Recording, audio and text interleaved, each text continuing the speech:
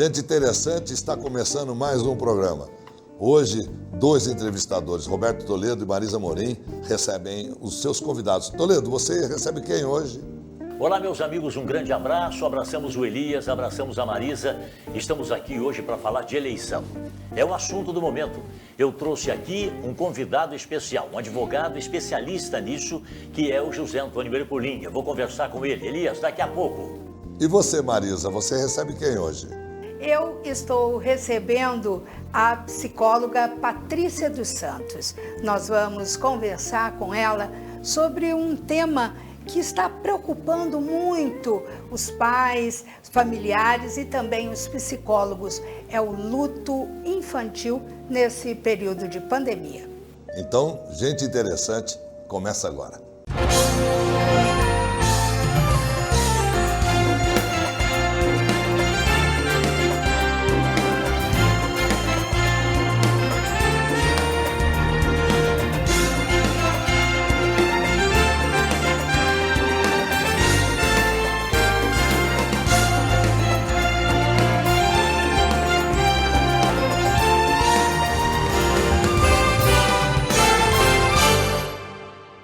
Meus amigos, vamos ter eleição ou não?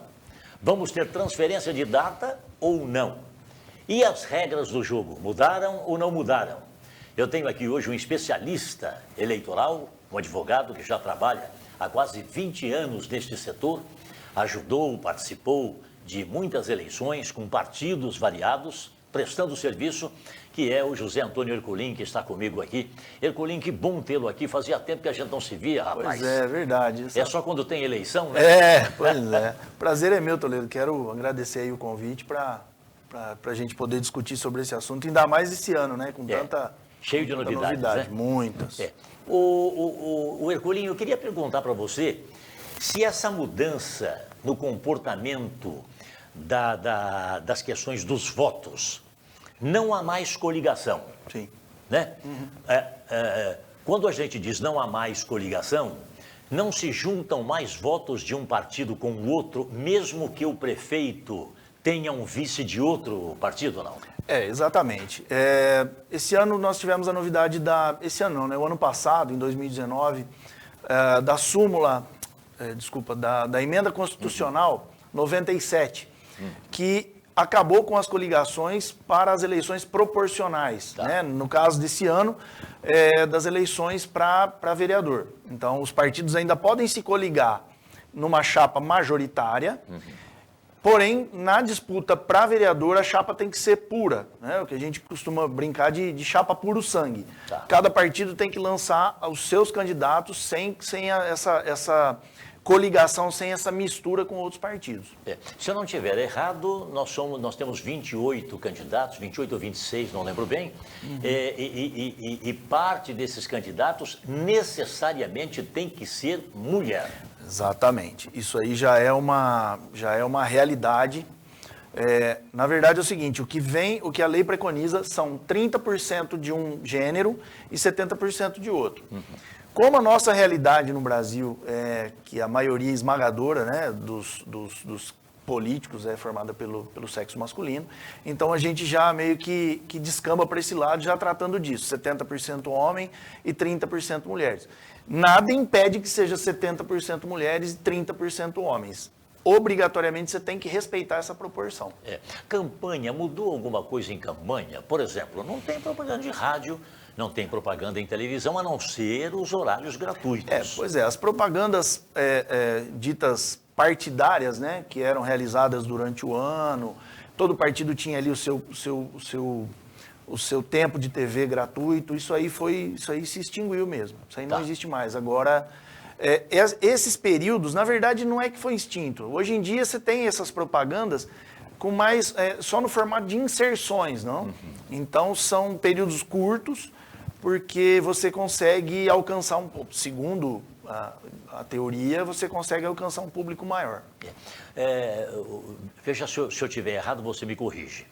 Na eleição dos vereadores, né, quando juntavam os partidos, 1, 2, 3, 10 partidos, a soma dos votos de todos os partidos elegia o cara que tinha o maior número de votos. Era assim? Isso. Esse cálculo, essa forma de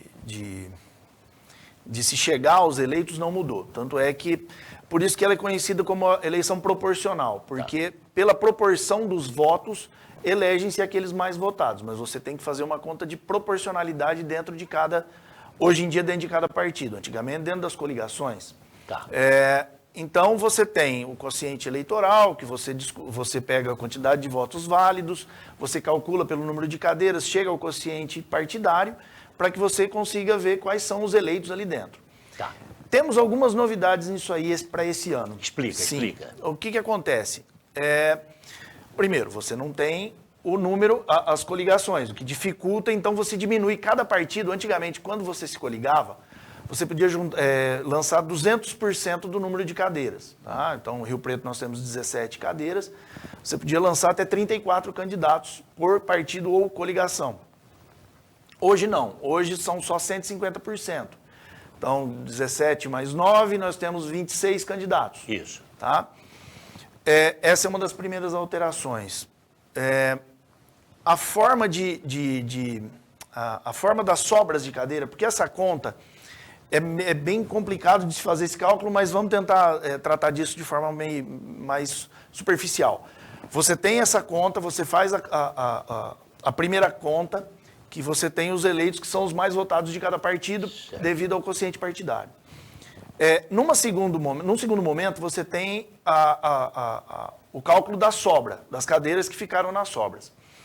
Antigamente, partido que não alcançava o quociente partidário, então vamos imaginar, o quociente partidário em São José do Rio Preto sempre variou entre 11 e 12 mil votos. Então, o partido que não tivesse alcançado uma votação de 12 mil votos, ele não fazia nenhuma cadeira e ele não entrava no cálculo das sobras. Hoje em dia, mesmo que você não tenha feito o quociente eleitoral, o quociente partidário, você entra na soma das sobras. Entendi. Então, ficou mais acessível a todos os partidos alcançarem as cadeiras. Porque, veja bem, às vezes vamos trabalhar com o número de 12 mil votos. Você tem o partido X, que fez 11.900 votos. Ele não entrou na primeira conta, mas ele bateu na trave. Então, ele automaticamente agora, como ele é jogado para a conta das sobras, a chance dele fazer no primeiro cálculo da sobra, ele já fazer uma cadeira. Então, hoje em dia, abriu-se mais para que todos os partidos possam ter um representante na Câmara. E uma terceira alteração muito importante é que hoje nós temos uma cláusula de barreira. O candidato ele só vai entrar nessa conta se ele tiver uma votação de pelo menos 10% do quociente partidário, do quociente eleitoral, que são vamos trabalhar mais uma vez com os 12 mil votos, ele precisa ter pelo menos 1.200 votos. Qual a função disso?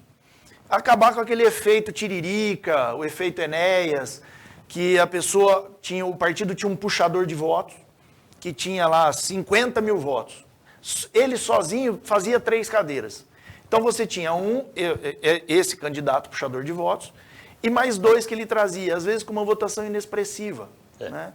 O exemplo do Enéas é sempre o mais utilizado nesse tipo de situação, porque na ocasião em que o Enéas se elegeu, ele teve 1.200.000, 1.300.000 votos. Ele conseguiu puxar para dentro da Câmara dos Deputados, em Brasília, candidatos que tiveram 400 votos. Impressionante, hein? Pois é. Então, para acabar com esse tipo de situação, foi criada essa, entre aspas, cláusula de barreira. Mas nós também tivemos o efeito tiririca aí, hein? Sim, que também também o do Enéas é mais citado, Roberto, porque ele teve essa situação de ter um candidato com uma votação pífia. Né? Tivemos muitos candidatos com 40, 50 mil votos que não se elegeram e teve candidato com 1.000 votos, 500 votos, 600 votos que entrou. Por isso que o cara, quando é candidato a vereador, meu amigo, ele tem que saber escolher o partido, ele tem que, até isso ele tem que adivinhar. Qual é o partido que vai puxar voto, que tem bons candidatos e também é aquela história, se ele for ruim de voto, aí não adianta. Pois é, a ideia é exatamente essa, né? Existem 2 situações aí que a meu ver, foram muito positivas. Uma, com essa questão da cláusula de barreira, você tira esses aventureiros, acaba-se um pouco com o que era o conhecido colono, né, os candidatos Isso. colonos, que só serviam para fazer número. E também nós temos a situação de que, agora, com o fim da coligação, o candidato, ele tem que estar alinhado com a ideologia do partido e não ser apenas um oportunista, né? Nós temos muito essa situação. Hoje em dia, os candidatos eles têm que estar muito alinhados com o partido, porque a gente está trabalhando com a situação de que os eleitores vão ter uma linha para seguir, né? Certo. Vou fazer uma pergunta praticamente final para você, Ercolim.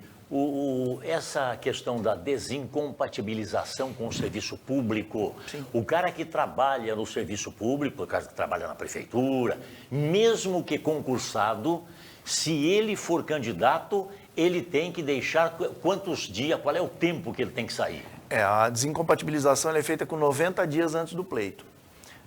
Tanto os funcionários públicos efetivos, né, que são os concursados, como aqueles contratados, os que ocupam cargo em confiança. O prazo é de 90 dias. A diferença entre um e outro é que o cargo em confiança ele é exonerado. Então ele perde a sua remuneração. Enquanto os efetivos se afastam, mas mantêm os seus rendimentos. Você acha que nessa questão da cibernética aí, com essa história de voto eletrônico, as questões virtuais que nós estamos vivendo, facilita a eleição ou dá uma complicada? Olha, Toledo, o nosso país ele é muito grande, nós temos várias vertentes, né? Se a gente pegar a nossa região mesmo aqui de Rio Preto, você tem municípios de 5, 6 mil habitantes, 20, 50. Cada cidade ela tem uma dinâmica de campanha. Essas mudanças para as campanhas mais voltadas para as redes sociais, mais para as mídias virtuais, ela é uma realidade. Isso aí é um caminho sem volta, na minha opinião. Porém, as cidades menores, elas ainda têm muito... É muito difícil isso. Isso não é uma coisa do dia para a noite, né? Isso é um processo lento, que eu acredito que ainda nós teremos umas 2 eleições aí para que isso seja o carro-chefe das campanhas. Por enquanto, a sola de sapato e o olho no olho ainda é a melhor solução. Meus amigos, José Antônio Ercolim é o nosso convidado de hoje e ele falou sobre eleições, regras e tudo mais. Eu vou pedir para você, Ercolim, o seu telefone, um telefone que você tenha, sim, porque às vezes as pessoas se interessam, claro, e querem telefonar para você. Qual é o número que a pessoa, claro, pode ligar? Meu telefone é 99775-8808. Obrigado. Eu que agradeço. Muito obrigado, viu? Meus amigos, muito obrigado pelo carinho, pela atenção. Elias, Marisa, terminei. Agora é com vocês. Um grande abraço e até o próximo programa. Achei extremamente rápida a migração da plataforma presencial para o modo online. Isso mostrou a responsabilidade, a competência e a estrutura da instituição e do seu corpo docente. Maravilhoso. Além de videoaula, a gente tem muito conteúdo que a gente não conseguiria em sala de aula. Principalmente as aulas ao vivo. Nós temos provas, temos trabalhos, temos aulas com videoconferências todos os dias com os alunos. Corpo docente de professores, mestres e doutores. Mesmo em casa, a gente se sente abraçado. As aulas online são práticas e seguras.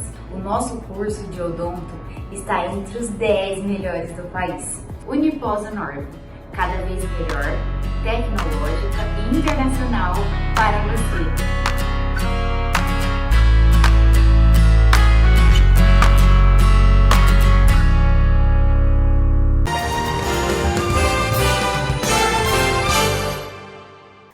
Nós estamos recebendo aqui no nosso espaço hoje, guardadas aqui, distanciamento social. Como nós estamos no estúdio, não estamos usando a máscara, mas eu estou recebendo com muito prazer a psicóloga Patrícia dos Santos. E nós vamos conversar com ela sobre um tema que tem preocupado, sem dúvida alguma, familiares, pais, mães, avós até, enfim, e também os profissionais, em especial os psicólogos, porque é o luto infantil nesse período de pandemia. A Patrícia, ela com um grupo, está desenvolvendo um trabalho de conclusão, não é? Uma pesquisa e um trabalho de conclusão de curso, que nós vamos tentar entender o que está acontecendo. Você consegue imaginar se a gente, né, uma faixa etária razoável, a gente já está sentindo muito, imagina as crianças.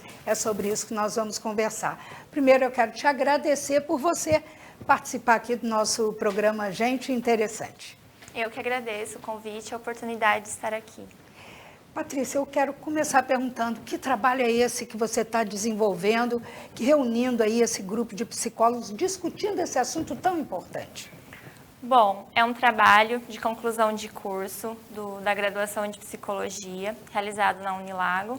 Foi desenvolvido mais uma colega de turma e além da orientadora. E é um trabalho que foi feito um levantamento bibliográfico acerca do luto, as suas fases, o luto complicado infantil, e também foi abordado a intervenção da psicologia acerca desse tema.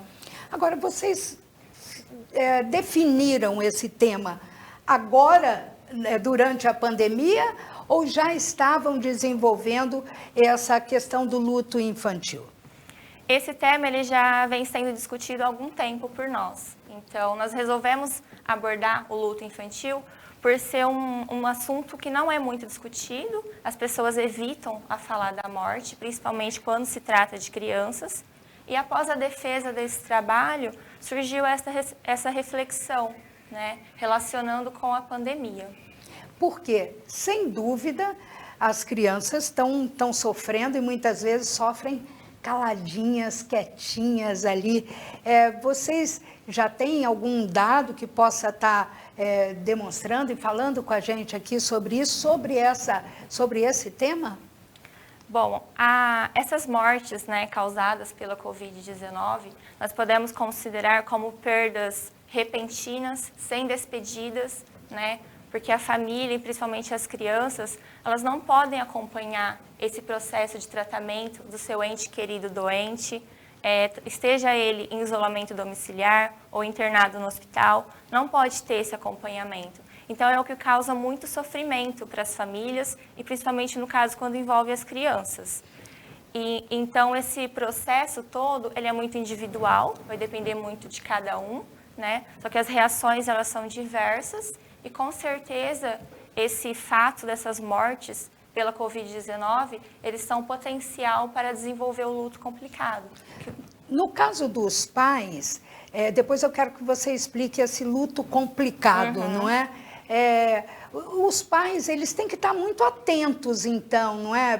Quando, inclusive, a começar pela notícia de que a vovó, o vovô, o bivô, a bivó morreram, não é isso? Sim, é importante estar sempre atento, né? Principalmente com as crianças, seja os pais, familiares, responsáveis, prestar atenção nas mudanças de comportamento das crianças. Isso também é muito individual. Uma criança ela pode ficar mais inibida, a outra pode apresentar comportamento de agressividade, mas é importante ficar muito atento. Qualquer sinal de que a criança esteja demonstrando sofrimento. Inclusive, já deve ficar atento, eu imagino, que antes mesmo de morrer, né, da morte se concretizar, porque só o fato desse distanciamento de netos com avós, com bisavós, já vem um sofrimento muito grande, não é? Emocionalmente, as crianças andam muito abaladas também? Sim, já é um fato que já antecede esse sofrimento para as crianças, né? Tem um autor que nós citamos no nosso trabalho, que ele costuma dizer que a criança, elas são capazes de enlutar-se tanto quanto os adultos, né? Então, é importante estar atento tanto aos sintomas, quanto à intensidade que esses sintomas ocorrem. Você falou que os sintomas, eles são variados, eles mudam muito de criança para criança. Por exemplo, o que você pode citar? Criança muito quietinha, muito caladinha, chorando ou não, introspectiva? Que tipo de sintomas seriam esses, de sinais que o meu filho, a minha filha, o meu neto não estão bem? Sim, sintomas são variáveis, né? Uma criança que ela costuma ser extrovertida, ela costuma a ter bastante amizades, a querer ir na casa dos coleguinhas, Se ela mudar esse comportamento, ela começar a se apresentar mais inibida, não querer mais sair de casa, às vezes tem muitas crianças que deixam de querer frequentar a escola, então isso já é um sinal para ficar em alerta, né? Quer dizer, a gente tem que estar muito atento e perceber esse tipo de mudança no comportamento da criança. Qualquer mudança de comportamento já pode ser um sinal de que a criança está ali em sofrimento. Você começou a falar, e eu até te cortei, sobre esse comportamento, como é que é luto complicado. O que é o luto complicado? O luto complicado, ele seria um processo pós-luto. No caso da criança, ela teria aí um período de 6 meses para elaborar o luto, as fases do luto após o falecimento de um ente querido. Então, se essa criança não elaborar esse luto nesse período de 6 meses, aí se instala o luto complicado. E o luto complicado, ele pode, se ele não for tratado com a devida atenção, não tiver todo o cuidado, ele pode se estender aí ao longo da vida dessa criança.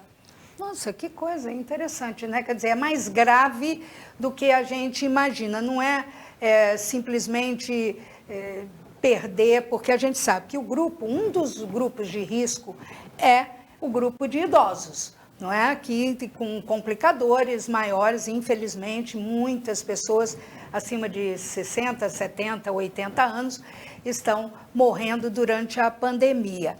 Mas vai mais além, porque para a criança já perder um avô, um bisavô, uma avó, uma bisavó já é complicado. Se não tratar, isso pode levar para o resto da vida? Pode interferir na vida adulta dessa criança. E o que fazer nesse caso? Já tem que buscar atendimento com psicoterapia, alguma coisa nesse sentido?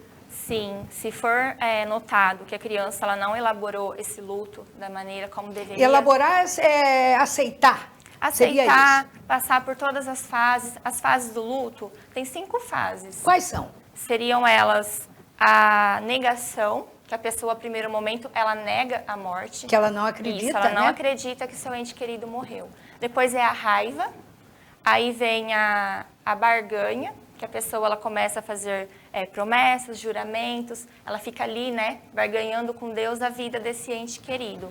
Depois vem a depressão e, por último, a aceitação, que é onde a pessoa passa a se conformar com essa perda. Quer dizer, seria o se conformar mesmo. Isso. Não tem mais jeito, eu tenho que aceitar. Seria a aceitação mesmo da morte de alguém querido. Isso, ela passa a se conformar, a aceitar essa morte e começa aí a se reintegrar às suas atividades do dia a dia. Se ela não vivencia profundamente ou não trata, não passa por essas fases, isso é que pode complicar para o resto da vida dela em função da morte de um ente querido. Em especial, você falou muito bem, ela alertou a Patrícia sobre essa questão, por conta da pandemia do Covid, a gente não está tendo a oportunidade de se despedir. Quer dizer, então fica até mais difícil para uma criança aceitar, mas eu não vi o vovô, a vovó, o bivô, a bivó, né? Ou o papai, a mamãe, enfim, seja lá o ente querido que for, é isso? Exatamente. E o que aumenta ainda mais o sofrimento. Meu Deus, e o que a gente tem que fazer então, Patrícia? Olha, com os nossos filhos, nossos netos? Nesse caso, né, ao perceber que esse luto ele não foi elaborado, ao perceber que a criança ela está com um sofrimento profundo, é importante os pais ou responsáveis eles procurarem por ajuda de um profissional, né? No nosso trabalho foi abordado a terapia cognitivo-comportamental, que é uma abordagem de tratamento dentro da psicologia. Então, ela é mais focada nesse momento presente, tá? Ela é muito bem estruturada e ela é considerada a mais eficaz para o tratamento desses lutos complicados. Por que ela é mais eficaz? Porque nesse período, as atividades cognitivas da criança elas ainda estão em formação, o que facilita esse processo de tratamento. Isso iria até que idade, mais ou menos, esse processo de formação cognitivo da criança? Até aproximadamente os 12 anos de idade, que a partir daí a criança começa a entrar na adolescência. Aí já é uma compreensão até mais fácil. Isso. Quer dizer, então criança até os 12 anos, que é inclusive considerado criança também, porque depois disso já é um adolescente, né, um jovem, tem que ter essa atenção especial e vocês estão demonstrando isso nesse trabalho tão bacana que está discutindo esse tema triste, mas importante e necessário nesse momento. Isso, é um tema triste, né? Falar da morte, principalmente quando se trata de crianças. A maioria das pessoas não gostam de abordar esse assunto. E foi justamente esse um dos principais motivos para a gente estar elaborando esse trabalho. Bom, eu quero agradecer muito você, a Patrícia, e tem essa preocupação, acabando desenvolvendo esse trabalho, essa pesquisa com as colegas também de profissão, é extremamente importante, é um tema que realmente nós, pais responsáveis, temos que nos preocupar.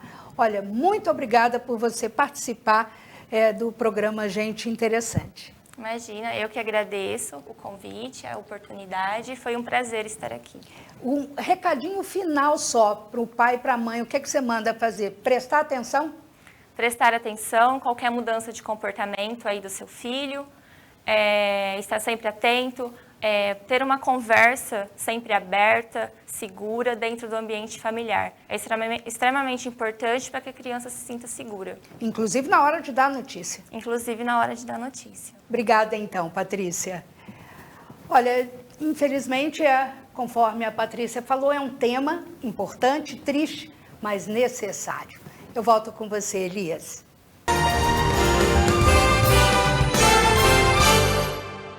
Bom, Gente Interessante, sempre trazendo as melhores entrevistas para você. E a gente quer deixar aqui no ar os contatos para você enviar suas perguntas, os casos que você gostaria de discutir, que entrevista que você gostaria que a gente trouxesse para você, tá? Você é, para nós, a pessoa mais importante que assiste o programa. Muito obrigado, até o próximo programa.